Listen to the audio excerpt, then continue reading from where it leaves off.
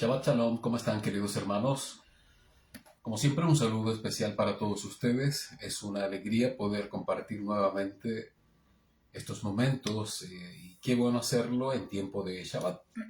Así es, llevamos un par de horas ya de comenzado este nuevo Shabbat y esperamos disfrutarlo por completo hasta que se ponga el sol nuevamente, obedeciendo el mandamiento de Yahweh, nuestro Padre. Nos gozamos en guardar este mitzvot, pues valga esta redundancia, es ordenanza del Abba, y logramos entenderlo y comprenderlo al punto de llamarlo como Él desea que lo llamemos. Y es que este sea un yom de delicia, Así es decir, un yom para disfrutar, un yom para regocijarnos, para estar en shalom con Él y con toda la familia.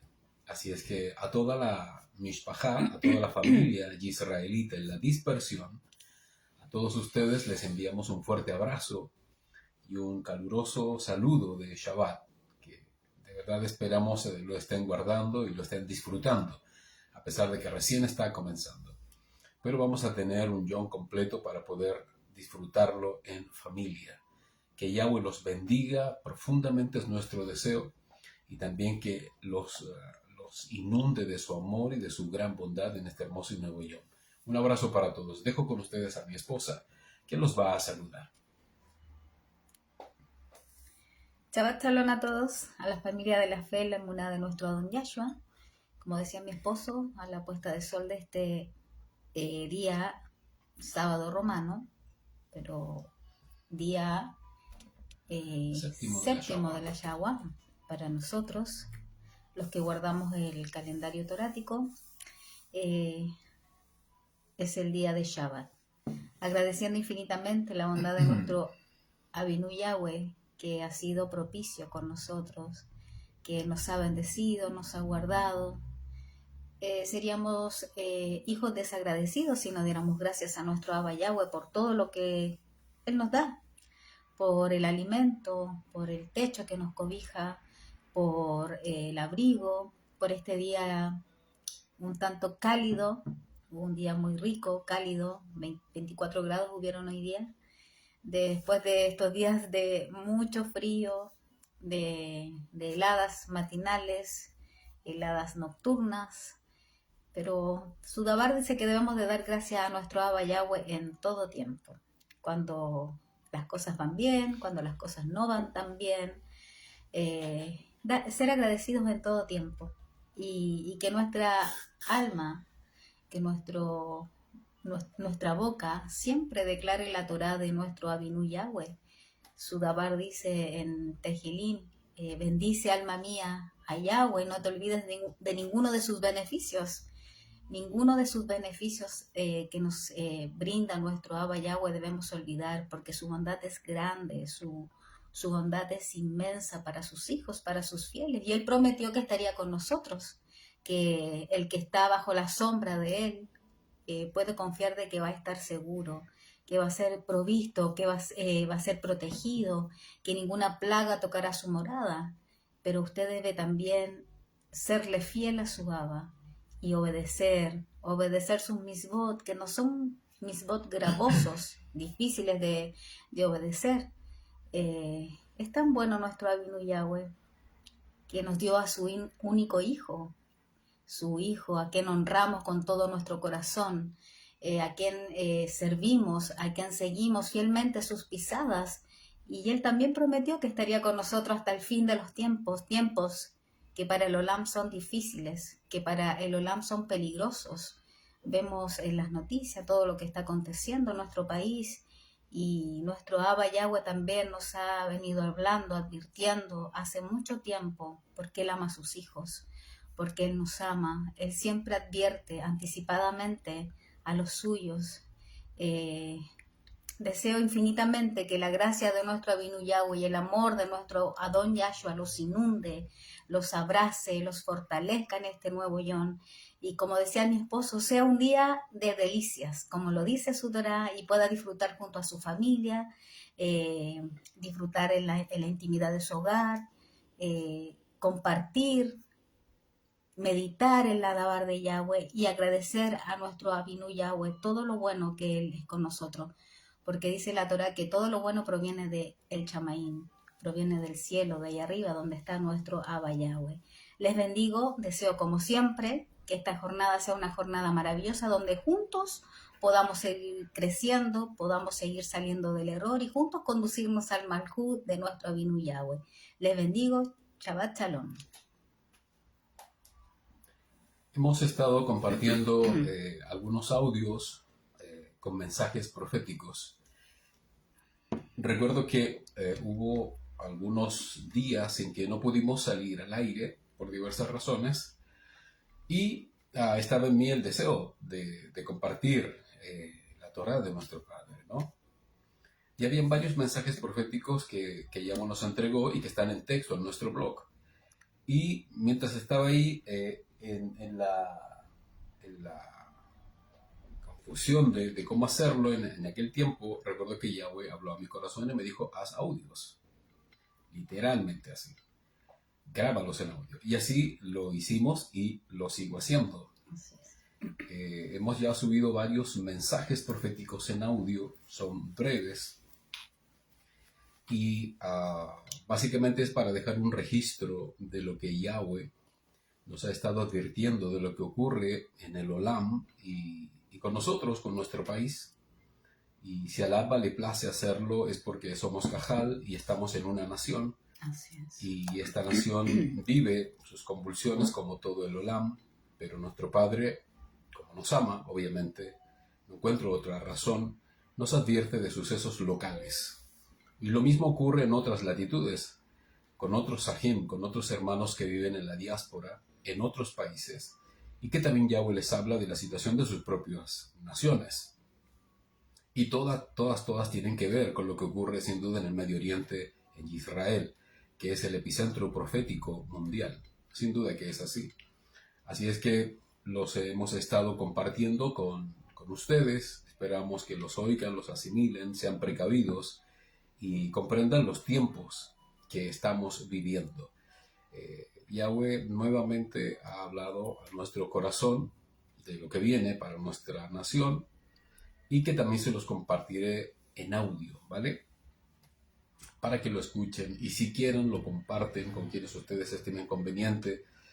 Les aconsejo que oren a Yahweh, ¿sí?, antes de enviar toda esta información y compartirla para que esta información pueda ser lo que tiene que ser, ¿no? Una buena noticia, una advertencia o bien una reiteración de lo que estamos viviendo. Nada bueno viene, mis amados Sahim, nada bueno viene. Pero nuestro Padre Yahweh es con su pueblo, con su cajal, en toda la diáspora. Así es que confiemos y estemos expectantes, pues en cualquier momento se oirá el shofar y ya tú sabes, partimos con nuestro Abba Kadosh Yahweh en la presencia de su Hijo Yahshua HaMashiach. ¿Ok? Bueno, como siempre nos reunimos y es para compartir la Torah y estudiarlo un poquito. Hoy vamos a responder 5 preguntas y lo haremos de modo profundo para mayor comprensión y obediencia a la Torah de Yahweh. Siempre hemos estado corrigiendo, rectificando respecto de todo lo que hemos recibido y hemos ido, gracias a Yahweh, limpiando un poco toda la enseñanza, pues aún mucha de la enseñanza que recibimos venía de alguna forma empañada, ¿no? Todavía o de judaísmo o de mesianismo. Y gracias a Abba hemos ido rectificando a tiempo y hoy podemos decir que estamos mucho más claros y el camino está mucho más allanado en relación a la Torah para que la podamos comprender. Y solo eso es posible gracias a nuestro Padre Yahweh, a su Ruach y a los maestros, a los moré que ha puesto en el camino, ¿no? Y por quienes todos aprendemos, todos, ¿vale? Así que vamos a responder 5 preguntas que quizás ya las has oído o quizás sí sabes más o menos la respuesta, pero vamos a profundizar un poquito en cada una de ellas para una mayor apreciación, comprensión y así podamos obedecer mucho mejor a nuestro Padre Yahweh. Muy bien, a la primera pregunta, pongan mucha atención. Antiguo Testamento y Nuevo Testamento, ¿es correcto llamarlos así? ¿Sí o no? Bueno, primero que nada, en la Torá no existe esta división, no existe, ya lo hemos compartido. En ella encontramos solo el Tanaj, ¿vale? Y el Tanaj Básicamente es lo que conocíamos antiguamente como los primeros 5 libros de la escritura. Y luego viene la Brit Hadashah, que significa la nueva alianza, que comienza con los Shaluhim, Matiyah y todos los demás Shaluhim del apóstol del Adón Yahshua. El Tanaj comprende, como te acabo de decir, desde Bereshit hasta Malaquías, ¿vale? Desde Génesis hasta Malaquías.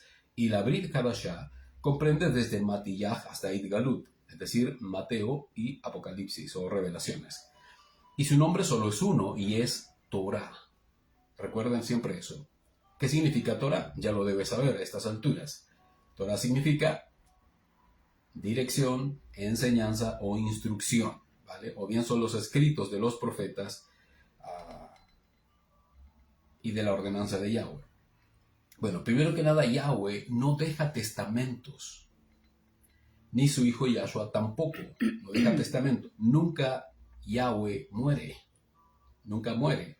Y su hijo, aunque murió, resucitó y sigue siendo eterno como lo es el Padre. Entonces, el concepto testamento es erróneo y nuevamente estamos ante el pensamiento helénico romano sobre las escrituras, ¿vale? Testamento o testamentum significa o es una disposición jurídica de bienes como última voluntad después de que alguien muere.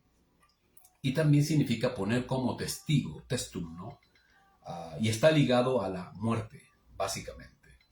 Entonces, este concepto y significado existe, el concepto testamentum o testamento existe según un historiador que fue Plutarco en el año 40 del calendario juliano, existe por causa de Solón en el año 504 antes del Mashiach. Este fue un gran estadista y poeta griego quien prácticamente inventó el concepto, formalizando así una figura jurídica durante el Imperio Romano, creando así una disposición de herencia para una persona una vez que muere, ¿no? El concepto como tal no tiene nada que ver con la visión hebrea de la Torá. Según estudiosos e historiadores, este error surge de una mala traducción e interpretación de una palabra que está en griego y que es diateke o diateke, ¿vale? Que significa voluntad, acuerdo, pacto o convenio. Imagínate, la misma historia dice que este fue un error de los masoretas al traducir en griego una palabra griega que debía decir voluntad, acuerdo o pacto, ¿vale? Y la tradujeron como testamento. Y obviamente no tiene ninguna relación con el contexto escritural de lo que Yahweh decretó para su pueblo, ¿ok?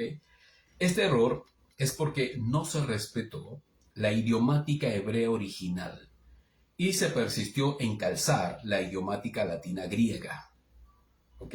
En toda esta traducción se intentó imponer el idioma griego de aquel tiempo por el avance del Imperio Romano sobre las naciones y mayormente sobre Judea.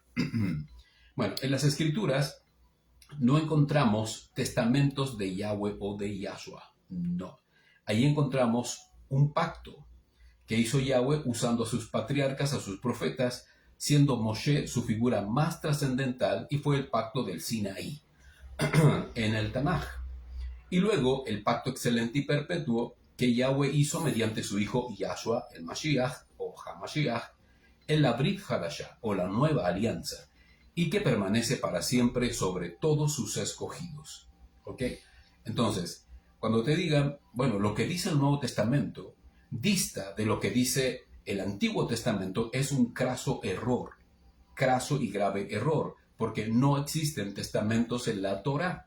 Lo que existe son dos pactos, pacto en el Tanaj y pacto en la Brit Hadashah.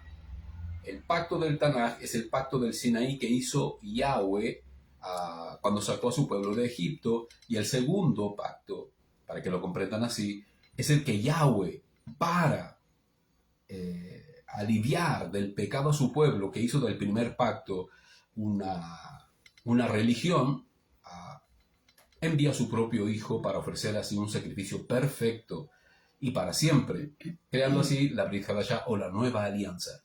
Entonces, no son pactos, son testamentos, o sea, no son testamentos, sino pactos, ¿vale? Los que Yahweh establece. Pero la Torah es una sola, ¿vale? Bereshit y Galut. Y ahí está toda la relación de Yahweh con su pueblo de Israel y con todos los que reconocen a Yahshua y pasan a ser parte de ese pueblo, ¿ok?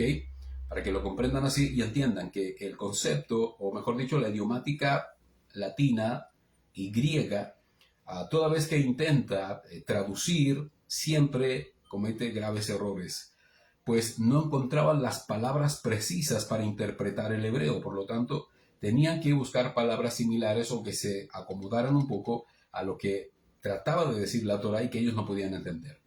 Y a eso se suma también toda la supremacía de aquel tiempo política y religiosa que quería dominar prácticamente toda Europa, todo Medio Oriente y todo eso, y que hasta cierto punto lo logró. No así con Israel, que fue un pequeño y diminuto pueblo que se rebeló por completo a esa invasión y que permanece hasta el día de hoy. A duras penas todavía en el Medio Oriente, pero permanece siendo la casa ancestral de Yahudá, ¿vale? Y Efraín disperso. Y eso lo vamos a ver en otra pregunta que vamos a realizar ahora. Así es que para que lo tengan claro, no existen testamentos en las Escrituras, sino pactos, ¿ok? La segunda pregunta.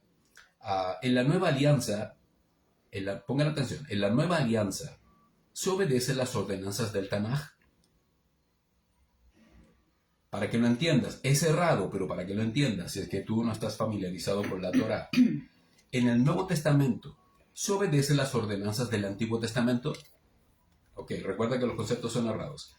Entonces, la respuesta es religiosamente no. Religiosamente no. ¿Por qué? Porque la gracia abolió la ley. La ley ya no existe, que es el Antiguo Testamento, y ahora sigue toda la nueva ordenanza que fue establecida esta vez por Yahshua, que el mundo religioso llama Cristo, y que tiene que ver netamente con la gracia, ese favor inmerecido que envuelve todas las cosas y limpia al hombre de todo pecado, y el hombre ya no tiene más que simplemente disfrutarla y vivir aunque peque y falle. Total, la gracia lo cubre, ¿no? En términos muy burdos y muy escuetos, les comparto esta definición. Eso es lo que religiosamente se entiende, pero es un error, porque en la nueva alianza sí se obedecen las ordenanzas del Tanaj, sí. La separación errada, y yo considero odiosa de la Torah, en Antiguo y Nuevo Testamento, ha producido otro error, y que termina siendo una grave herejía. Toda herejía es grave, sin duda, pues anula la ordenanza fundamental de la Torah en el Tanaj, y realza una ordenanza reinterpretada en la gracia de Yahshua. Reinterpretada. Porque Yahshua no vino a reinterpretar nada. Él vino a hablar lo que Yahweh le ordenó. Dijo, yo vengo a hablar lo que el Abba me dijo que les dijera. No vengo a hablar nada nuevo. ¿Ok? Entonces, es una herejía el pretender que el Antiguo Testamento, insisto, para que lo entiendas, y el Nuevo Testamento son cosas distintas, porque la Torah es una sola. Recuerden siempre eso. Entonces, Yahshua no vino con ninguna nueva ordenanza. Siempre ordenó cumplir la voluntad de Yahweh, siempre. ¿Y qué es su Torah? Su Torah desde el Tanaj. Todo lo que Yahshua enseñó a sus talmidim y a todo el pueblo de Yahweh fueron las ordenanzas del Tanaj. ¿Vale? Lo que sí hizo fue elevar a un nivel mucho más excelso cada mandamiento del Abba, extirpando de todos ellos el legalismo y humanismo farisaico y exhortar el ruach con que se debían obedecer. ¿Ok? Y cumplir en completo temor y reverencia ante el Abba todos sus misbot, todos sus mandamientos. Tú sabes que fue la gran queja que tuvo Yahshua con los fariseos. Su hipocresía, su legalismo, la tradición humana que transformaron en mandamientos, desechando la perfecta y correcta voluntad de Yahweh sobre ellos mismos y sobre el pueblo. Entonces, Si alguien refuta esto, es solo cosa de leer cuáles eran las actividades y o celebraciones o situaciones que Yahshua vivió y que sus talmidim también registraron en cada uno de sus sefer, en cada uno de sus libros o escritos o pergaminos. Es cosa de nadar un poco en la Brit Hadashah y te vas a dar cuenta de que muchos de ellos exhortaron, explicaron y compartieron las actividades que realizaron o diversas situaciones y que tenían que ver con claras ordenanzas del Tanaj. Y vamos a leer algunos de ellos de acuerdo a la Torah. Y no solo experiencia, sino en todo su ministerio o en todo su llamado al servicio, ¿no? Cuando Yahshua asciende al Shamaín y luego ellos son los que perpetúan la Besorat o las buenas nuevas, estando en Israel o bien lejos de la nación cuando empezaron a hacer misiones. Yahshua y el milagro de los 5 panes y 2 peces fue realizado este milagro, ¿cuándo? ¿Cuándo creen ustedes? Fue realizado antes de celebrar Pesaj. El milagro de los 5 panes y 2 peces fue realizado antes de celebrar Pesaj. Yohanan 6:1-5 dice: después de esto Yahshua se fue a la otra orilla del mar de Galilea, o sea, a Tiberias o Tiberiades, y lo seguía una gran multitud porque veían los milagros que hacía con los enfermos. Yahshua subió a un monte y se sentó allí con los talmidim, y estaba cerca la celebración de Pesaj. Cuando Yahshua alzó la vista y vio que se acercaba una gran multitud, le dijo a Felipe: ¿de dónde compraremos para que coman estos? Se acercaba la celebración de Pesaj, y esta gran multitud de 5,000 personas, sin contar niños y mujeres, ocurre antes de celebrar Pesaj. Interesante. Te das cuenta que si leemos de modo acucioso las escrituras nos vamos a dar cuenta de detalles que son importantes y que revelan que la Torah es una sola. Yahshua y el acoso de los fariseos y de sus propios hermanos. ¿Cuándo ocurre este episodio en Yahshua? Ocurre antes de celebrar Sukkot, otra ordenanza que viene del Tanaj. Y lo podemos leer en Yohanan 7:1. Después de esto Yahshua siguió andando por Galilea. No quería andar por Yahudá, porque los dirigentes yahuditas lo buscaban para asesinarlo. Y estaba próxima la fiesta de Sukkot, o también llamada la fiesta de las cabañas o bien de los tabernáculos. Fíjate, antes de esa celebración, Yahshua estaba siendo acosado para ser asesinado. Wow. Y si sigues leyendo el texto, te vas a dar cuenta de que sus hermanos le dicen: bueno, si tú dices que eres el Mesías, ¿por qué no vas al pueblo y manifiestas que eres tú el Mesías y haces milagros? Aún sus hermanos lo asediaban. Hasta ese tiempo sus hermanos sentían celo por Yahshua y lo miraban con recelo todavía, hasta que finalmente después comprenden y están junto a los talmidim adorando y orando a Yahweh, en el aposento alto incluso. Los talmidim de Yahshua reciben la promesa del derramamiento del Ruach. ¿En qué celebración? En la celebración de Shavuot. ¿Ok? Masher Sheluhim 2:1-3 dice: al llegar el día de Shavuot o Pentecostés, estaban todos reunidos en un mismo lugar y de repente vino de los cielos un estruendo como de un viento violento y llenó toda la casa donde estaban ellos sentados. Entonces aparecieron unas lenguas como de fuego que se repartían y se posaban sobre cada uno de ellos. Esta maravillosa experiencia que tiene que ver con Bikurim, las primeras premisas de Yahweh, es en el aposento alto en la fiesta de Shavuot. Brit Hadashah, Tanaj, es lo mismo. Se siguen cumpliendo las ordenanzas que Yahweh le entregó a Moshe y que Yahshua siguió cumpliendo y que sus talmidim también siguieron cumpliendo.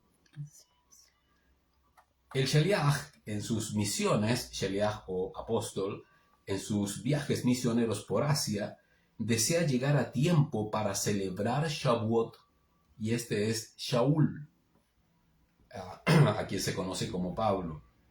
Masher Sheluhim 20:15 dice: navegamos de allí al día siguiente y llegamos frente a Quío. Al otro día atracamos en Samos y llegamos a Mileto al día siguiente. Shaul había decidido pasar de largo a Efeso para no detenerse en Asia. ¿Por qué? De este modo se apresuraba para pasar la fiesta de la semana en Yarushalayim, la fiesta de Shavuot. Sigamos leyendo. El Sheliach Shaul dice que estará en Efeso nuevamente hasta la fiesta de Shavuot. Esto es Corintillín Aleph 16, 7, 8. Porque ahora no quiero verlos de paso, sino que espero quedarme algún tiempo con ustedes, si Yahweh lo permite. Pero me quedaré en Efeso hasta la fiesta de las semanas. ¿Vale? Shavuot, Shavua, semana. Shaul nuevamente exhorta de no abusar y profanar la cena memorial antes de Pesaj. ¿De dónde sale eso? Bueno, a Corintillín Aleph, 1 Corintios 11:23, y que por muchos años lo leíamos cuando religiosamente celebrábamos la Santa Cena en la iglesia, ¿te acuerdas?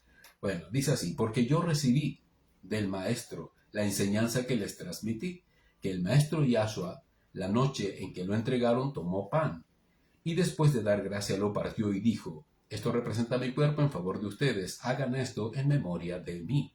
Toda esa instrucción y esa exhortación en el capítulo 11 habla de respetar la cena memorial antes de celebrar Pesaj, que es la que viene después según el calendario torático. ¿Recuerdan? Shaul hace alusión a Yom Teruah, diciendo que Yahshua descenderá como una trompeta poderosa. ¿Y dónde lo dice? En Tesaloniquim Aleph, 1 de Tesalonicenses 4:16. Porque el Maestro mismo descenderá de los cielos con aclamación, con voz de príncipe de los mensajeros y con trompeta de poder o con trompeta poderosa, y los muertos en el Mashiach resucitarán primero. ¿De dónde sacará esta trompeta? Yom Teruah. Así es. O día de aclamación, o la fiesta de las trompetas. Sigamos. En el viaje misionero a Roma, Shaul exhorta acerca del duro viaje cuando había pasado el día de Yom Kippur, o el día del perdón. Hechos o Masher Sheluhim 27:9 dice: como había transcurrido mucho tiempo y se hacía peligrosa la navegación pues iban en el mar, porque también ya había pasado el día de Kippur o Yom Kippur. Aquí era Shaul quien los estaba exhortando mediante viajaban, ¿no?, en ese mar turbulento hacia Roma.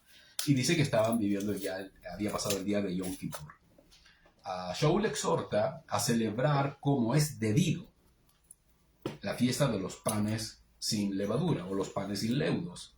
Corintillín Aleph, 1 de Corintios 5, 7, 8. Dice así: límpiense de la vieja levadura, para que sean una nueva masa sin levadura, como lo son, porque al Mashiach, nuestro Cordero Pascual, ya lo sacrificaron. Así que celebremos la fiesta no con vieja levadura, ni con levadura de malicia y de maldad, sino con el pan inleudo de sinceridad y de verdad. Claramente está instruyendo acerca de celebrar correctamente la fiesta de los panes sin levadura. Kefa fue apresado por Herodes también en los días de la fiesta de Hatzamatzah, o panes sin levadura. En el libro de los Hechos, en el capítulo 12, del verso 1 al 5, dice: porque aquel tiempo el rey Herodes, apodado Agripa, echó mano de algunos de la comunidad para maltratarlos, y a Jacob y a su hermano Johanan los mandó a matar a espada. Wow. Al ver que esto había agradado a los yahuditas, procedió también a apresar a Simón Kefa. Era entonces la fiesta de los panes inleudos. Wow. Estaba entre los días de la celebración de los panes sin levadura cuando este rey Herodes manda a apresar a varios de los discípulos de Yahshua para maltratarlos y tomar preso al apóstol Kefa o Pedro. Entonces, los discípulos vivieron todo tipo de situaciones y experiencias por causa del Adón, y pese a ello, todos fueron fieles a las ordenanzas de la Torah, desde el Tanaj. ¿Okay? Por lo tanto, creer que la gracia está exenta de Torah es un pecado y una herejía. No obedecemos a la gracia. ¿Sabías eso? Tú y yo no obedecemos a la gracia. ¿Por qué? Porque la gracia es el favor del Abba sobre su pueblo. Es su beneplácito. Es su muestra de amor, de afecto sobre nuestra propia humanidad para ser con nosotros en todo momento. Pero lo que nosotros obedecemos es a la Torah, a los mandamientos de Yahweh, que es muy distinto.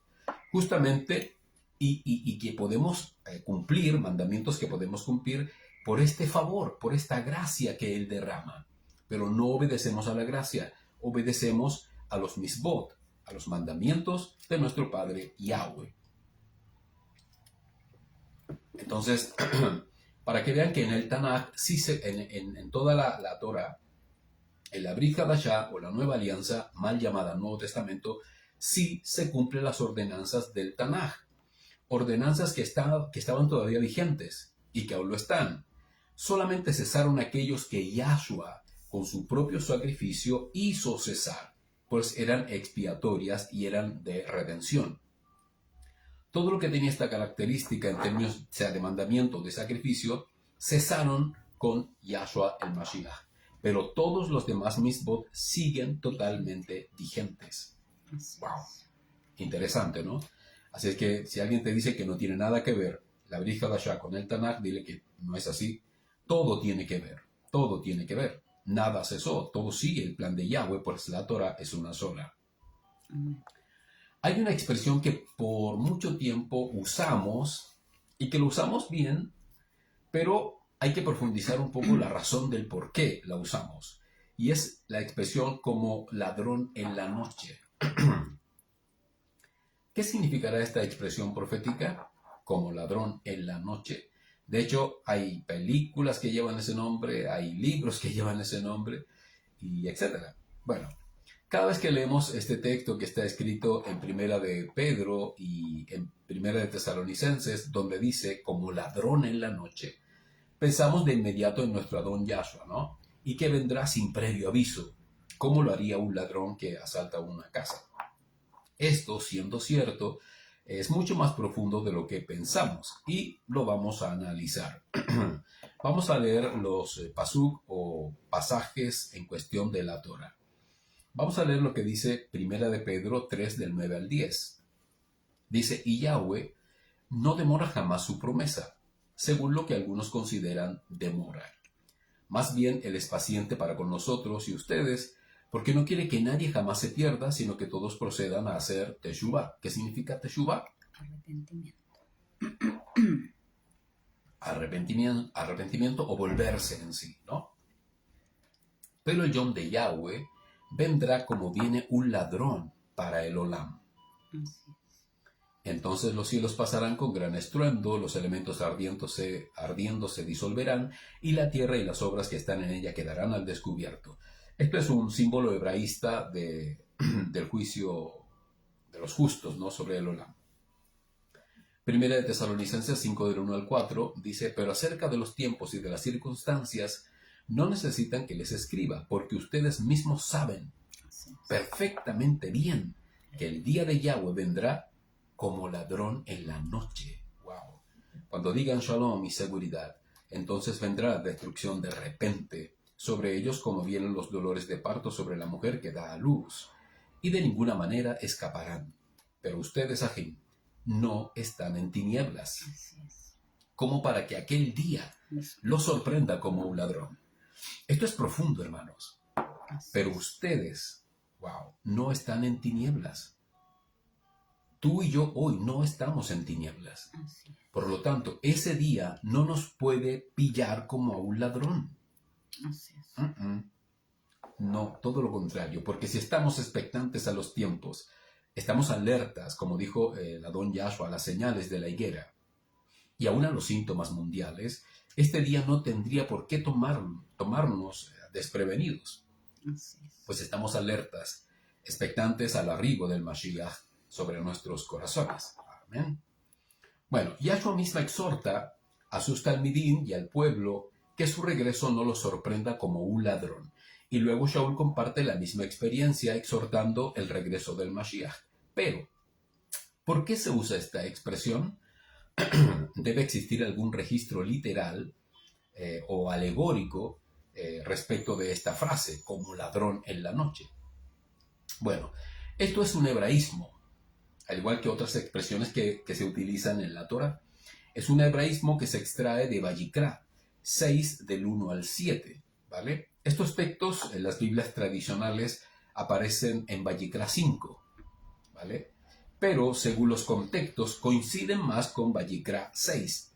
Por eso si los buscas en tu Biblia tradicional, capaz que no los encuentres. Pero si sigues bajando al capítulo 6, sí te vas a dar cuenta de que en la Biblia actualizada ahí sí están. ¿Vale? Esta expresión también la expone el rey David, aludiendo a las actividades del templo, pero en la noche. Pongan atención, porque aquí vamos a hacer un poquito de historia. Vayikra 6, 1:7, o Levíticos. Yahweh le habló a Moshe diciendo: ordena a Aarón y a sus hijos de esta manera. Esta es la ley de la ofrenda quemada. La ofrenda quemada misma permanecerá donde se queme sobre el altar toda la noche hasta la mañana, mientras el fuego del altar siga ardiendo en ella. El sacerdote se vestirá con ropas de lino, con calzones de lino pegados al cuerpo, y tomará las cenizas a las que el fuego haya reducido la ofrenda quemada sobre el altar, y las pondrá al lado del altar. ¿Bebé, me das agüita? Ya no. Me das agüita aquí. Se quitará sus vestiduras y pondrá otras vestiduras y levantará las cenizas fuera del campamento a un lugar limpio. El fuego del altar se mantendrá ardiendo sin que se apague. Cada mañana el sacerdote le echará leña, pondrá sobre él la ofrenda quemada y convertirá en humo las partes grasosas de la ofrenda de bienestar. Pongan atención. Un fuego perpetuo se mantendrá ardiendo sobre el altar, sin que se apague. Y esta es la ley de la ofrenda de comida. Los hijos de Aarón la presentarán delante de Yahweh frente al altar. Verso 6. Un fuego perpetuo se mantendrá ardiendo sobre el altar. Ustedes dirán, bueno, ¿y dónde está aquí el tema con el ladrón en la noche? Bueno, vamos a leer lo que dice el libro de Salmos según David. Capítulo 134 del 1 al 3. Dice así: miren, bendigan a Yahweh todos ustedes los servidores de Yahweh que están por las noches en la casa de Yahweh. Alcen las manos hacia el santuario y bendigan a Yahweh. Que Yahweh, hacedor de los cielos y la tierra, te bendiga, Sion. Hay una alusión a los levitas que trabajaban durante la noche en el tabernáculo. Y hay una orden en Vayikra de mantener un fuego ardiendo perpetuo en el altar de Yahweh. Si es un fuego perpetuo, no debe apagarse ni de día ni de noche, lo que indica que los levitas trabajaban tanto de día como de noche, entonces habían horarios que habían que respetarse. Pongan atención, según datos históricos, pues la Torá no da detalles específicos al respecto, pero el contexto histórico nos revela las posibles razones por las cuales se usaba este hebraísmo como ladrón en la noche. Según Vayikra y la ordenanza del fuego perpetuo en el altar, quizás nos da la respuesta. Pongan mucha atención. La historia del templo y los levitas dice que para cumplir este mandamiento de Yahweh, el sumo sacerdote, porque recuerda que había un sumo sacerdote que era el jefe de los demás sacerdotes. Todos sacerdotes, pero había uno que era sumo sacerdote, ¿no? En este caso Aarón y sus hijos. Y debían vigilar y cuidar a los demás sacerdotes que estaban a cargo del fuego. Este fuego debía ser continuo en el templo y no debían dormirse para así evitar que el fuego se apagara. Si el sumo sacerdote descubría durmiendo al sacerdote a cargo del fuego, debía corregirlo, y para ello tomaba las brasas que aún estaban encendidas y las colocaba en las ropas del sacerdote. Las prendas se quemaban, despertando bruscamente al sacerdote, quien, por miedo a quemarse, sacudía sus ropas o bien se las sacaba, quedando en vergüenza ante el sumo sacerdote y avergonzando a su familia, a su linaje o a su casa, por desobedecer el mandamiento al no velar durante la noche y provocar que el mandamiento del fuego perpetuo se transgrediera. Bueno, esta vigilancia del sumo sacerdote, según la tradición rabínica, fue apodado con el tiempo como el ladrón en la noche, pues sorprendía sin previo aviso a los sacerdotes desobedientes. Entonces, la tradición oral dice que cuando ocurría esto, cuando venía la noche y observaban que el fuego empezaba a cesar, decían, wow, va a venir el ladrón en la noche a despertar a este sacerdote desobediente. Y ese ladrón en la noche no era otro que el sumo sacerdote que hacía la vigilancia previa para que este mandamiento se cumpliera, ¿no? Bueno, estos registros y detalles históricos bien pueden ser solo una tradición oral judía, o de plano eran los detalles precisos de cómo se vivían las funciones del tiempo, del templo, realmente, ¿no? De todos modos, los demás pasajes de la Torá coinciden con las formas en las que se expresó el Adón Yahshua y los mismos Sheluhim a tiempo después usando esta misma expresión y que tiene clara relación con este dato histórico de cómo los sumos sacerdotes vigilaban que el fuego perpetuo no se apagara y a quienes apodaron como el ladrón en la noche. Pongan mucha atención. En Mateo 24, 24 a 42, 44 dice, velen, habla, en relación a estar despiertos y atentos, pero velar significa no dormir en la noche, ¿ok? Pues, porque no saben a qué hora ha de venir el Ben Haadán, el Hijo del Hombre. Pero sepan esto, que si el dueño de la casa supiera a qué hora va a venir el ladrón, velaría. ¿Te das cuenta que tiene relación con la historia que se cuenta del sumo sacerdote? Si sabe que viene el ladrón, velaría. Si el sacerdote sabe que lo van a vigilar, estaría despierto para que el fuego no se apagara. Y no lo dejaría entrar en la casa respecto del ladrón. En este caso, no lo pillaría desprevenido. Por tanto, ustedes estén preparados, porque el Hijo del Hombre vendrá a la hora que no piensan. Bueno, el texto coincide sin problemas con el mandamiento del fuego perpetuo en el templo. Si el sacerdote fuese obediente, el sumo sacerdote lo hallaría obedeciendo y siendo fiel. Sus vestiduras serían limpias y puras, y no sería avergonzado. Esto aplica 100% a nosotros como hijos de Yahweh y como sacerdotes de nuestros hogares. Ajá, varones.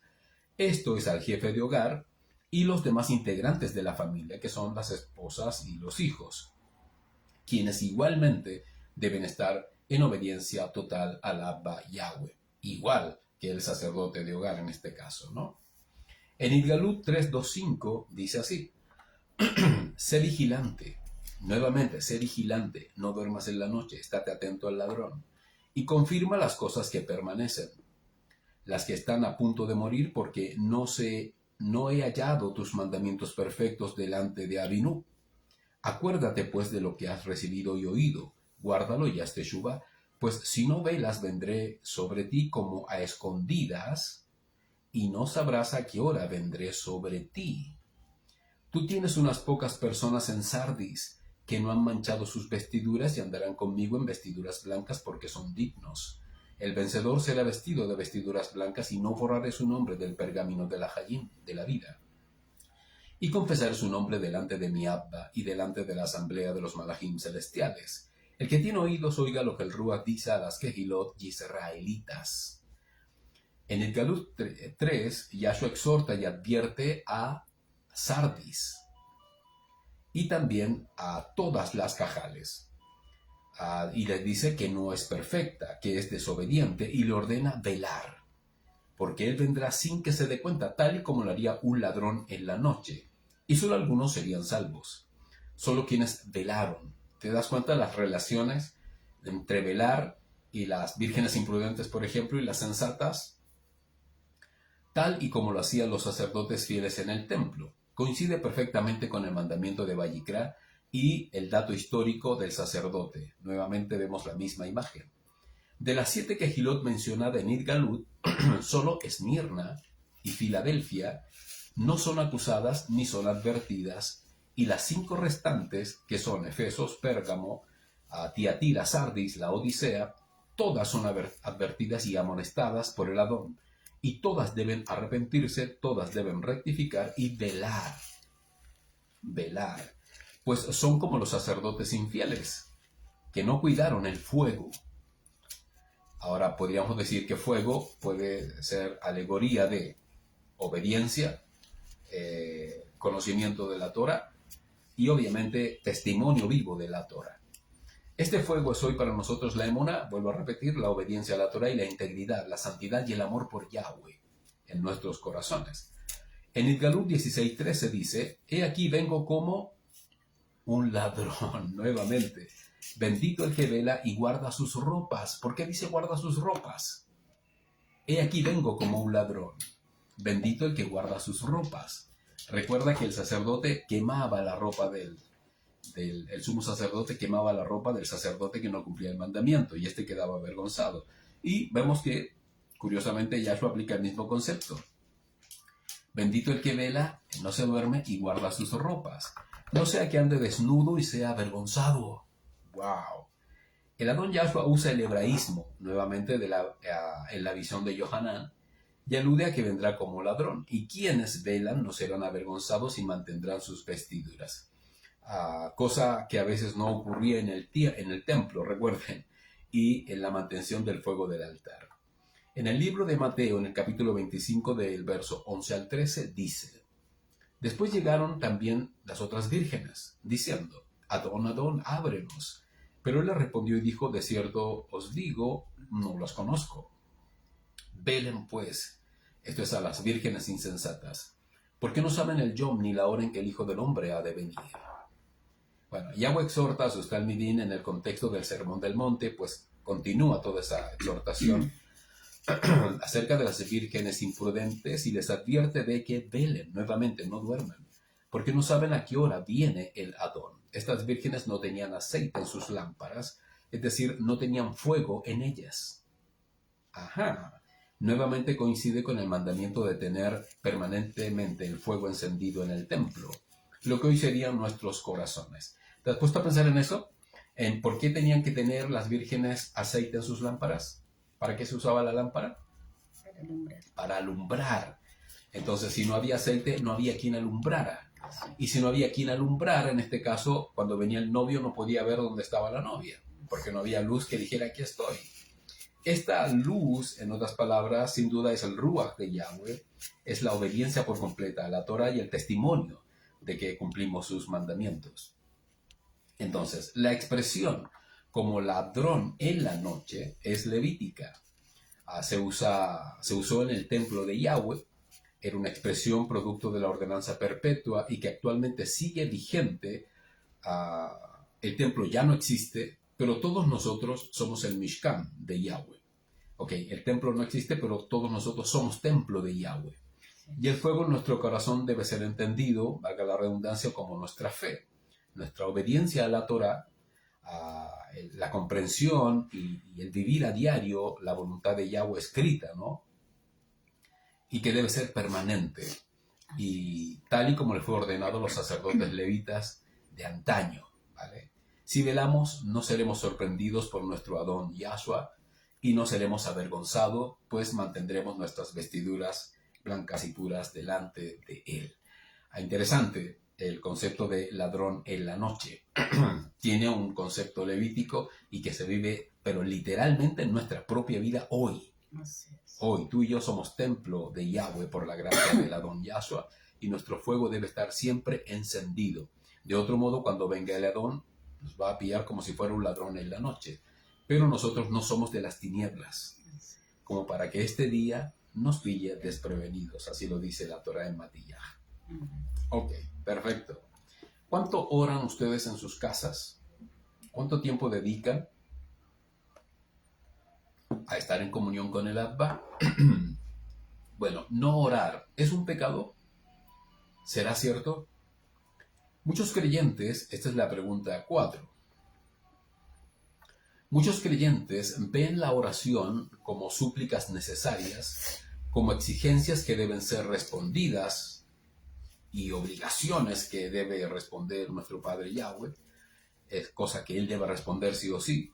Y cuando no hay respuestas inmediatas, muchos de estos que piensan así, los más osados dejan de orar, pues piensan que pierden el tiempo ante un Padre que no responde, y algunos lo tildan hasta de mentiroso, cayendo en graves pecados de soberbia, blasfemia, rebeldía e indiferencia ante el Eterno. Sepan desde ya que ningún ser humano puede, ni tiene siquiera un gramo de autoridad sobre el Abba para tratarlo como si fuese un igual, ¿vale? No, es que él es mi amigo. No, Yahweh no es tu amigo, Yahweh es tu Abba. Yahweh es tu Abba. Él es el Elohe de Israel, el Todopoderoso, el único y verdadero Elohe que existe. Yahweh Tsebaot, el creador del cielo y de la tierra y de todas las cosas. Por lo tanto, no podemos tratarlo como un igual. Todo lo contrario, le debemos honra, respeto, temor, reverencia. Entonces,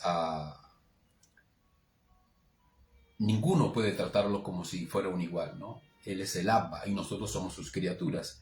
Por lo tanto, quienes reaccionan así han pecado mortalmente ante el Abba, pues han transgredido el mandamiento de amar a Yahweh con todo el corazón y con toda el alma, con todo el ser, y luego de orar, porque orar es un mandamiento, no es una sugerencia, menos un botón de pánico o un teléfono de emergencia solo para cuando estamos en apuros o en necesidades que consideramos urgentes, ¿no? Existe otro grupo que ve la oración como algo bonito, pero nada más. Les resulta innecesaria para respuestas de algo. ¿Por qué?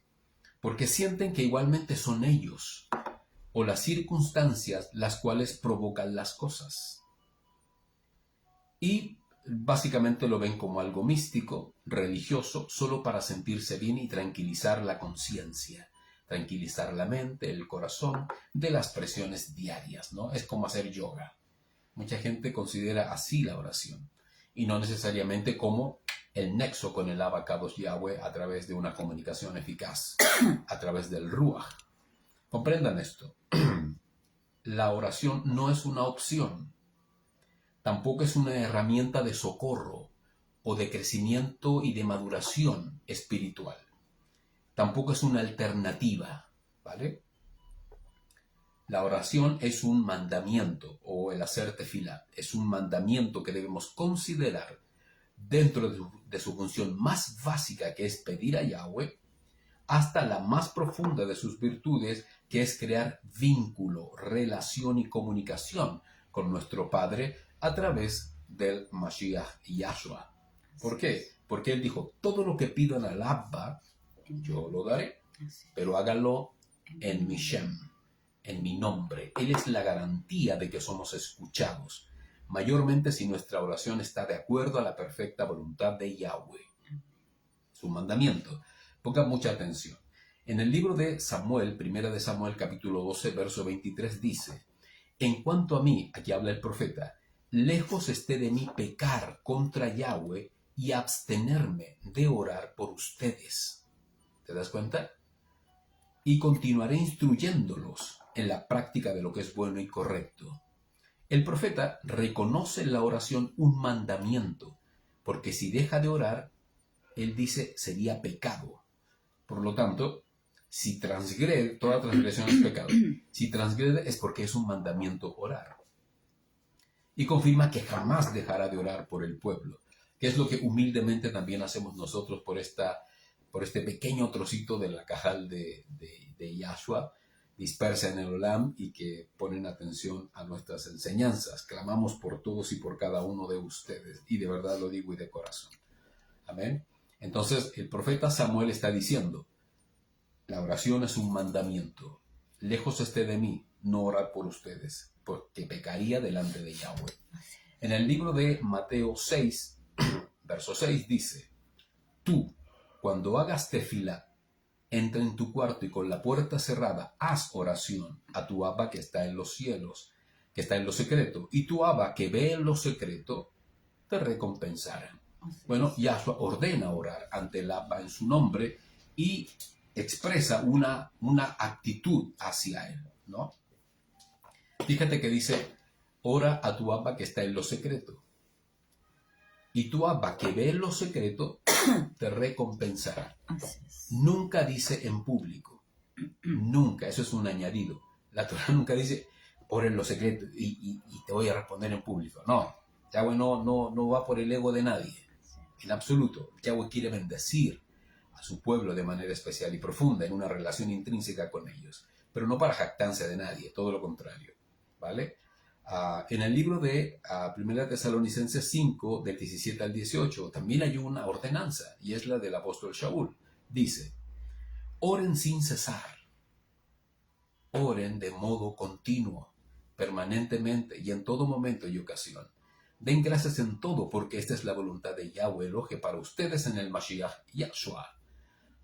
Entonces, hay una clara evidencia, y no es una sugerencia, sino un mandamiento de orar de modo continuo, porque es mandato vital y necesario para nuestra vida personal y también como cajal. Efesiyim 6:18. Haciendo oración en todo tiempo, en vuestro ruaj, con toda esperanza y ruego, vigilando con toda perseverancia y ruego por todos los kadoshim, por todos los santos. Cuando tú lees este texto, ¿qué es lo primero que viene a tu mente? Voy a leerlo otra vez. Haciendo oración en todo tiempo, en vuestro ruaj, con toda esperanza y ruego, vigilando con toda perseverancia y ruego por todos los santos. ¿Qué es lo primero que se te viene a la mente después de leer esto? Que la oración, primero, es un mandamiento y que debe ser un arduo servicio, un arduo trabajo ante el Abba. Debe haber un esfuerzo, un deseo profundo de clamar y suplicar, bueno, por nuestras propias vidas, pero también por nuestros demás hermanos, que en hebreo es kadoshim, o santos. Entonces, la oración no solamente es un mandamiento que debe hacerse con mucho ahínco, con mucha pasión y con mucha rigurosidad delante del Abba Kadosh Yahweh.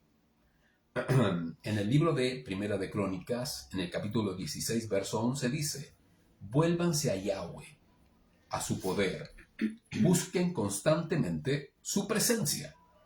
¿Qué es vuélvanse a Yahweh? Volverse a Yahweh.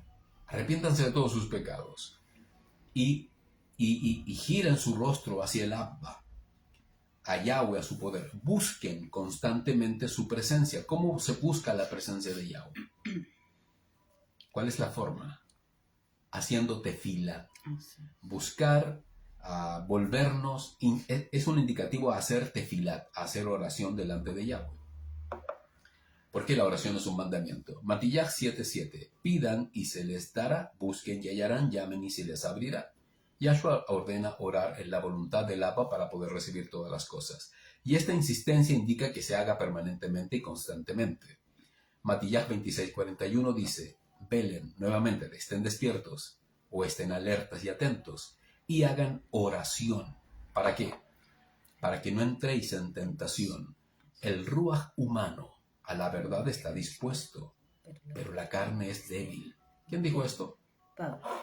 Esto lo dijo nuestro Adón Yahshua cuando estaba en el huerto de Getsemaní, o en el jardín de Getsemaní antes de ser entregado, porque él va a orar por sus, va a orar, dice, quédense aquí conmigo, hagan oración conmigo, y él se aparta a un tiro de piedra a orar, y cuando vuelve los encuentra dormidos y les dice, oren y velen conmigo para que no entren en tentación. Wow. Esto también es muy revelador. Yahshua ordena a sus talmidim hacer oración para que no pequen y no entren en tentación. ¿Te das cuenta lo poderoso de estar en comunicación con Yahweh a través de la oración? Él envía su fuerza, su fortaleza, su ánimo, el coraje que a veces nos falta y que por gracia podemos recibir para enfrentar la tentación y el pecado mismo. Y bueno, ya tú ves cómo los 11 de los 10, mejor dicho, de los Sheluhim huyeron. Uno se queda, que es Kefa, y aún peca porque saca su espada y corta la oreja de uno de los fariseos, y se cumplió totalmente lo que Yahweh les había dicho. Velen y oren para que no caigan en tentación. Wow. En el libro de Lucas, capítulo 18, verso 1, les refirió también una parábola sobre lo necesario que es orar, siempre, y no desanimarse. Así comienza el libro de Lucas en el capítulo 18. Es Yahshua quien les exhorta una parábola para decirle lo importante y necesario que es estar en oración constantemente. En el libro de Santiago 5:13 dice, ¿está afligido alguno entre vosotros? Wow, pues que ore, que haga tefilat. ¿Está alguno alegre? Pues bien que cante alabanza y regocijo. El apóstol exhorta a que debemos orar ante las adversidades. Y aún debemos orar cuando estamos felices y alegres, dando alabanza y adoración a nuestro Padre Yahweh. Bueno, como ven, cada uno de estos pasajes de la Torah exhorta que la oración no es una decisión personal, sino es una ordenanza y un decreto de Yahweh, pues es un mandamiento. El Abba no nos pide orar cuando tengamos ganas, cuando todo ande mal, o cuando lo sintamos. Nos ordena orar a Él porque lo necesitamos con urgencia todo el tiempo, mis amados hermanos. Él es nuestro socorro, Él es nuestra salud, Él es nuestro pan, Él es nuestro abrigo, Él es nuestro techo, Él es nuestra alegría. Él lo es todo. Él lo es todo. Él es la fuente de todo nuestro bien y nuestro Adón es la garantía de todas estas promesas a través de su poderoso nombre. Amén. A veces no sabes cómo orar o por qué orar, pero por si existiese alguna duda, les comparto algunas poderosas razones de por qué debemos orar. Bueno, debemos orar en primer lugar por cada uno de nosotros. Ora por ti mismo. ¿Sí? Eso es vital y necesario todos los días. Ora por ti mismo. Preséntale a Yahweh toda tu vida por completo. Y que te ayude a rectificar, que perdone tus pecados y que te anime a seguir y a no flaquear. Ora por tu familia. Todos los días debemos orar por nuestras familias. Nuestra familia directa, la que vive con nosotros, y nuestra familia distante, y que la mayoría no conoce al Adón Yahshua. Ora por ellos, ora por unidad, para que seamos uno. Ora para que abunde el amor en la cajal y en nuestra familia. Ora por pureza en los pensamientos y en el corazón. Ora por eso. Ora para ser obediente. Clama a Yahweh para ser obediente. Clama y suplica por sabiduría, para entender la Torah, para poder leerla con deseo y con pasión y no leerla de vez en cuando. Clama para ser constante, para ser valiente, para tener coraje ante cualquier adversidad, mayormente cuando eres confrontado por ser quien eres, un hijo de Yahweh. Todo esto diríjalo hacia ustedes, hacia su familia y también por y para la cajal de Yahshua, que son nuestros hermanos en la común Emuná, ¿vale? Les dejo linkeado varios estudios que hicimos en relación a la oración, ¿vale? Para que los consideren cuando sea necesario. Vamos a la última pregunta que vamos a analizar. Se me fue hasta el foco de la vista. Ok, acá está. Muy bien. ¿Qué significa ser un sacrificio vivo? Entendemos como sacrificio lo que ocurría en el templo o el tabernáculo cuando se derramaba sangre de un animal. Hasta ahí lo entienden, ¿no? Y luego el sacrificio perfecto de nuestro Adón Yahshua por todos nosotros, pero en el contexto de las Escrituras, a pesar de estos sacrificios que se mencionan, se nos sigue exhortando que debemos ser un sacrificio vivo. Si existió un sacrificio que era el de animal, pero después viene Yahshua con un sacrificio perfecto a través de su propia vida, ¿por qué se nos sigue exhortando de que debemos ser un sacrificio vivo? Analicemos esta expresión y esta ordenanza. Antes que nada deben comprender qué cosa no es un sacrificio vivo. ¿Qué cosa no es un sacrificio vivo? ¿Vale? Por ejemplo, no es sacrificio vivo el automaltratarse, autoflagelarse, sea físicamente o negándose a alguna necesidad, ¿vale? Tampoco lo es permitir que otras personas menosprecien nuestra vida o abusen de nosotros porque somos hijos de Yahweh y así demostrar que somos humildes, ¿no? Tampoco lo es tolerar personas rebeldes e incrédulas. Simplemente, ¿qué hacemos con ellas? Nos alejamos. Tampoco es sacrificio vivo ayunar 3 veces a la semana o tener extensos y largos periodos de oración. Sin duda que es bueno, pero no es sacrificio vivo. Nada que tenga que ver con algún tipo de negación o privación es necesariamente un sacrificio vivo. Así es. De acuerdo al Tanaj, un sacrificio vivo era un animal, literalmente, sin defecto, y que debía ofrecerse para quitar el pecado de una persona o de una familia. Y este animal era muerto y se derramaba su sangre y servía de expiación. Y no solo eso, también se trozaba el animal en muchas partes y era incinerado. Entonces, este decreto estuvo vigente todo el tiempo de Moshe hasta la venida del Adón Yahshua. Hasta ese tiempo todavía se ofrecían sacrificios de animales derramando su sangre. Pero ya en aquel tiempo, en el de Moshe me refiero, el Abba tenía serias quejas contra su pueblo por hacer de los sacrificios solo una licencia para pecar. Así es. Es decir, sacrificaban animales, pero seguían pecando.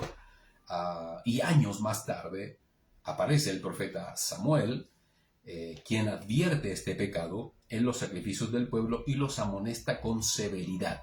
Leamos el pasaje en cuestión. Primera de Samuel 15, del 22 al 23. Y Samuel dijo: ¿se deleita Yahweh en ofrendas quemadas y sacrificios, tanto como en la obediencia al mandato de Yahweh? ¿Se deleita Yahweh en ofrendas quemadas y sacrificios, tanto como en la obediencia a su mandato? Ciertamente la obediencia es mejor que el sacrificio, la humildad mejor que la grasa de los carneros. ¡Wow! Porque la rebelión es como el pecado de adivinación, el desafío como la maldad de los terafín. Por cuanto tú has rechazado el mandato de Yahweh, Él te ha rechazado como Melech. Bueno, este pasaje exhorta el pecado del rey Saúl al no obedecer la orden que Yahweh le dio a través del profeta Samuel, y pone como ejemplo los sacrificios vanos ante el Abba, es decir, sin obediencia. En el libro de Salmos, en el capítulo 40, en el verso 8, aquí habla el rey David y dice: hacer tu voluntad, Elohe mío, es mi deseo. Tu instrucción está en mis entrañas. ¡Wow! Bueno, él expresa con vehemencia el deleite que tiene por cumplir la voluntad de Yahweh y cómo su instrucción es su alimento y su vida misma, y el hacerlo con pasión. Eso es maravilloso. Bueno, los sacrificios que Yahweh exigió al pueblo de Israel jamás fueron de su agrado, ¿lo sabías? Jamás fueron de su agrado los sacrificios de sangre.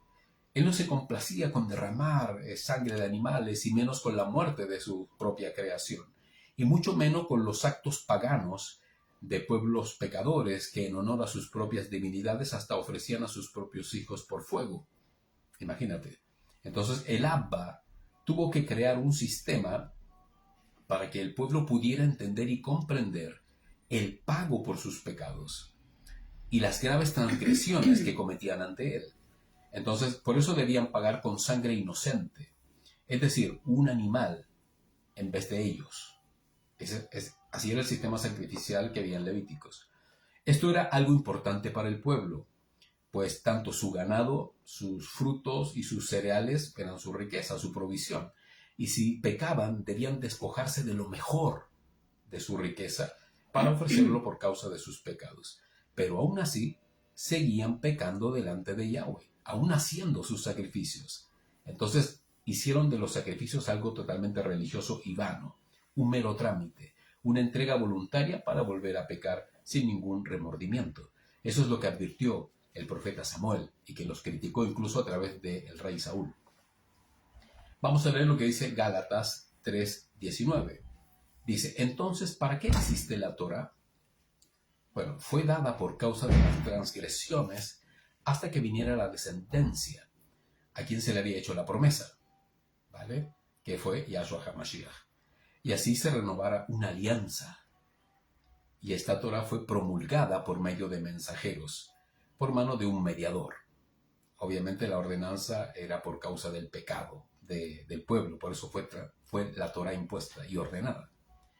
En el libro de Hebreos, en el capítulo 9, en el verso 22, dice: pues según la Torá, casi todo se purifica con sangre. ¡Wow! Y sin derramamiento de sangre, bueno, no hay perdón de pecados. En Romanillín 6:23 dice: porque la paga del pecado es muerte, pero el don de Elohe es vida eterna en el Mashiach Yahshua, nuestro Maestro. Bueno, todo el libro de Hebreos leemos la exhortación de Pablo, refiriéndose al sacrificio de nuestro Adón Yahshua, y el menospreciarlo, y exclama que es horrenda cosa caer en manos de un Abba vivo, ¿vale? Entonces, al mirar en menos su gran gesto de amor al enviar a su hijo Yahshua por nosotros, era transgresor totalmente, igual como lo hacían antiguamente el pueblo con Moshe. La gente miraba en menos el sacrificio y seguía pecando. Entonces, lo mismo ocurre cuando somos indiferentes al gran sacrificio de nuestro Adón Yahshua, ¿no? Y por eso expresa el concepto mía es la venganza. Mía, es decir, que cada uno va a recibir el terrible castigo por transgredir la voluntad de Yahweh y por haber mirado en menos el sacrificio de nuestro Adón. Vamos a ver lo que dice el libro de Hebreos, capítulo 10, versos 28 y 31.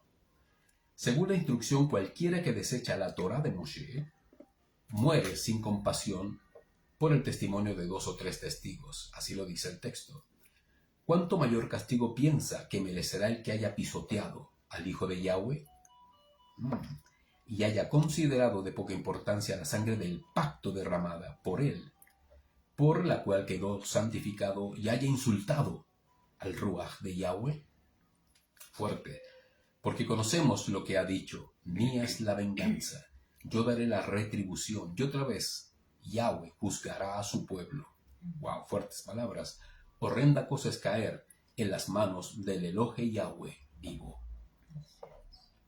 Todo aquel que considera inmunda la sangre del Adón, es decir, se ría del sacrificio de Yahshua, se ría de que estuvo en el madero, considere sin ninguna importancia este gran hecho histórico mundial universal. Bueno, horrenda cosa es caer en manos de Yahweh cuando esté frente a él y sea juzgado por todas sus transgresiones. Bueno, Yahweh siempre ha querido que todo su pueblo manifieste su amor hacia él. Y como lo hemos estudiado, la máxima expresión de amor a Yahweh es única y exclusivamente a través de la obediencia. Así es. Hay gente, yo creo en Yahweh, sí, todo el mundo cree, hasta Hasatán cree. Pero ¿quién le obedece? Ese es el que de verdad ama a Yahweh. Es la única forma en la que podemos demostrar cuánto amamos a Yahweh. La única forma es cuando somos obedientes. Siempre fue eso lo que Yahweh deseaba de su pueblo y Israel. Cada sacrificio tenía esa intención. Así es, aprender a obedecer. Y el sacrificio de Yahweh también, de Yahshua también. Y fue lo que exhortó todo el tiempo a sus talmidim y también al pueblo, antes de morir por todos ellos, y también por nosotros. Entonces, desde el Tanaj hasta Yahshua, el Abba nos dice, hoy pongo delante de ti la bendición y la maldición. Así es que decidan, si me obedecen, y son bendecidos. Si me obedecen, serán bendecidos. Pero si me desobedecen, caerán en sus propios pecados y tristemente para perdición y maldición. ¿Te das cuenta? Entonces, más que un sacrificio, lo que Yahweh espera es obediencia. Pongan atención. Ya no tenemos templo donde sacrificar. No hay incienso que suba a la presencia de Yahweh. Ya no necesitamos desangrar un animal por nuestros pecados. El Abba ya no exige una víctima inocente por nuestra maldad. Ya no hay sacerdocio levítico como en el Tanaj. Entonces, ¿qué tenemos hoy? Al Kohen Gadol, al sumo sacerdote que es nuestro Adón Yahshua. Él fue el sacrificio perfecto, él derramó su sangre, él pagó por todos nuestros pecados. Entonces, ¿cómo entendemos que debemos ser un sacrificio vivo? Pon atención, hoy tú mismo eres el templo. Y por Yahshua el Abba puede habitar en tu corazón. Tú eres el altar y tu incienso son tu servicio, son tus oraciones. Tú eres la luz del Olam mediante tu testimonio. Y tu alabanza más excelente y que refleja cuánto amas al Abba Yahweh es tu obediencia a todos sus mandamientos.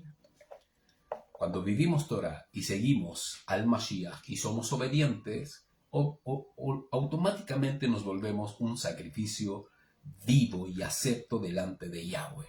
Amén. Es una muerte diaria.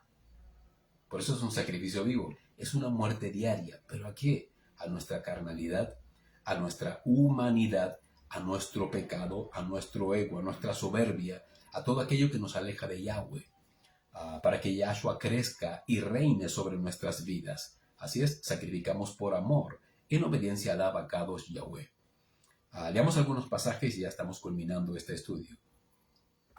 Efesios 5, 1, 2. Por tanto, sean imitadores de Yahweh Elohim, como hijos amados, y caminen en amor, como el Mashiach también nos amó y se entregó a sí mismo por nosotros, como ofrenda y sacrificio en olor fragante a Yahweh. Sean imitadores, como una ofrenda y sacrificio en olor fragante a Yahweh. 1 Corintios 6, 19. ¿Y no saben que son templo del Ruach de Kadushá, que mora en ustedes, y que ustedes no son suyos? Somos templo. Romanillim 12:1. Así que les ruego por misericordia Elohim que ofrezcan sus cuerpos como sacrificio vivo, obediencia constante a los mandamientos de Yahweh. Y el Elohim estará con ustedes. Y es más, dice, un sacrificio vivo, consagrado y agradable a Yahweh. Idgalut 5:8. Cuando hubo tomado el pergamino, los 4 arcángeles y los 24 ancianos se postraron delante del Cordero. Todos tenían arpas y copas de oro llenas de incienso, que son las oraciones de los santos. Ahí está tu incienso, cada oración y servicio a Yahweh. Matías dice, ustedes son la luz del mundo. Una ciudad situada en el monte no se puede esconder. No se enciende una lámpara a ponerla debajo del almud o del cajón. Eso es el testimonio que cada uno de nosotros habla. Somos un sacrificio vivo, mis amados hermanos, pues lo que antes se hacía con toros, Yahshua lo perfeccionó en su propia muerte y para siempre. Y hoy vivimos la obediencia que tanto quiso el Abba en nuestros corazones, donde tenemos la Torah misma de Yahweh escrita. ¡Wow! Eso es potente. La tenemos escrita porque la amamos, la cumplimos y la obedecemos. Entonces, estas palabras fueron proféticas, así es, y fueron dichas a Yermeyah. Y estas palabras que te voy a leer ahora se cumplen literalmente en cada uno de nosotros, porque somos un sacrificio vivo, santo y agradable a Yahweh. Yermeyah 31, 31, 33. Miren, viene un tiempo, declara Yahweh, cuando haré una nueva alianza con la casa de Israel y de Yahudá. No será como la alianza que hice con sus padres, cuando los tomé de la mano para sacarlos de Egipto.